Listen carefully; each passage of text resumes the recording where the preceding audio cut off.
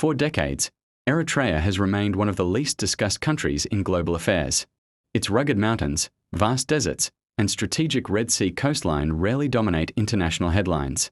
But beneath this landscape lies a story that is attracting growing attention. A story of gold, copper, zinc, and vast mineral potential. At first glance, this may sound like a simple mining story. It isn't, because in 2026, minerals are no longer just commodities. They are strategic assets.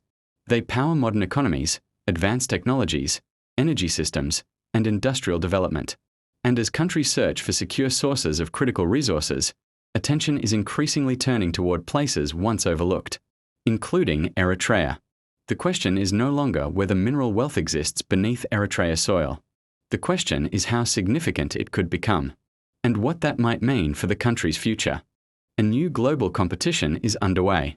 Unlike past eras dominated by oil and gas, today's focus is increasingly on critical minerals. Copper powers electrical systems and renewable energy infrastructure. Gold remains a key financial and industrial resource. Potash is essential for agricultural productivity. These materials sit at the foundation of modern economies. As demand grows, governments and companies are searching for new sources. Across Africa, interest in mineral-rich regions is expanding. And in the Horn of Africa, Eritrea is becoming part of that conversation. Not because it is already a major mining giant, but because of what may still be waiting beneath the surface. For years, Eritrea's mineral potential was largely theoretical. Then projects like the Bisha mine changed perceptions. The mine demonstrated that Eritrea could host commercially viable mineral operations. Gold production attracted investors. Copper and zinc output further strengthened interest.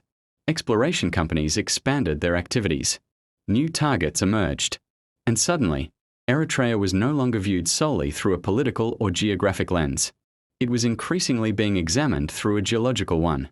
The ground beneath Eritrea was beginning to tell a different story. Gold captures attention. Copper drives modern development. Every power grid requires copper. Industrial infrastructure depends on it. Renewable energy projects need it. As countries expand energy networks and modernize industries, copper demand continues to grow. This has transformed copper into one of the world's most strategically important resources. For countries with significant copper potential, the implications extend beyond mining revenues. They become part of broader conversations about supply chains, industrial development, and economic resilience. This is why every new copper discovery attracts attention, and why Eritrea's copper prospects are increasingly watched.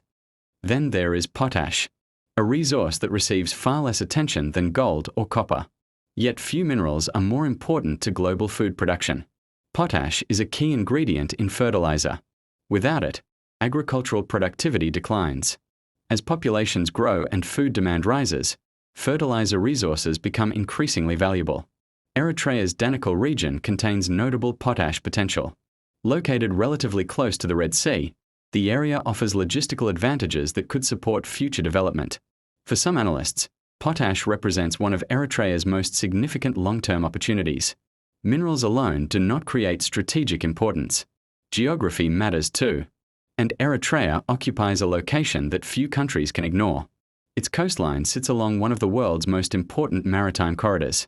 The Red Sea connects Europe, Asia, and the Middle East. A significant share of global trade moves through these waters. When mineral resources and strategic geography intersect, international interest often follows. This does not guarantee success, but it increases relevance. And relevance can create opportunities.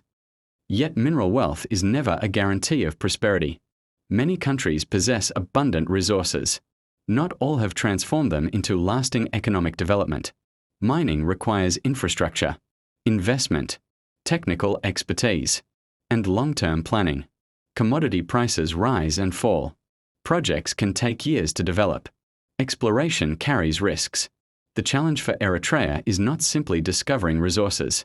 It is converting those resources into sustainable growth. Beneath Eritrea lies a combination of minerals that is drawing increasing attention.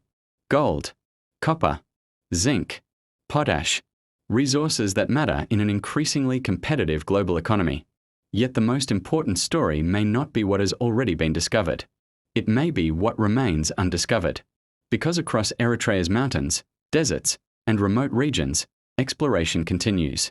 And with every drill hole, every survey, and every new project, one question grows louder. Could Eritrea become one of Africa's most strategically important mineral producers? Because the real story may not be the minerals already discovered. It may be the minerals still hidden, buried beneath mountains, beneath deserts, beneath landscapes that remain only partially explored. For decades, Eritrea sat largely outside the global resource conversation. Today, that is beginning to change. Every new survey, every exploration license, every drill result adds another piece to the puzzle. Could Eritrea emerge as one of Africa's most strategically important mineral producers? No one knows for certain. But history has shown that when geology, geography, and global demand align, the consequences can be profound. And in the years ahead, what lies beneath Eritrea may prove far more valuable than anyone once imagined.